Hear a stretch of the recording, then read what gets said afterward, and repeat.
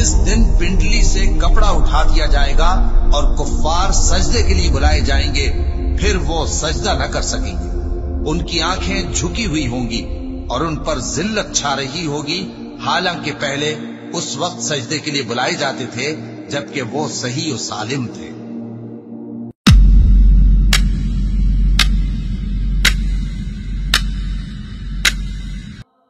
जब क़यामत वाले दिन अल्लाह की पिंडली खोली जाएगी तो वो पिंडली की वजह से मैदान महशर चमक उठेगा जैसा कि उसकी शान के लायक है।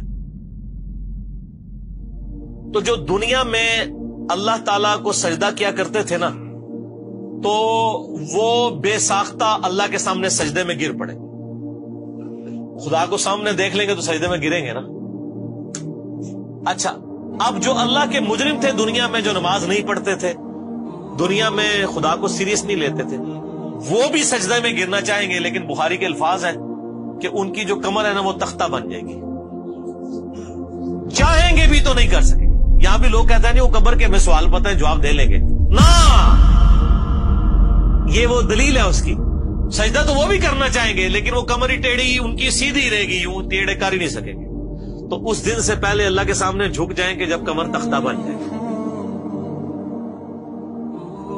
जिस दिन पिंडली से कपड़ा उठा दिया जाएगा और कुफ्फार सजदे के लिए बुलाए जाएंगे, फिर वो सजदा न कर सकेंगे। उनकी आंखें झुकी हुई होंगी और उन पर जिल्लत छा रही होगी, हालांकि पहले उस वक्त सजदे के लिए बुलाए जाते थे जबकि वो सही और सालिम थे।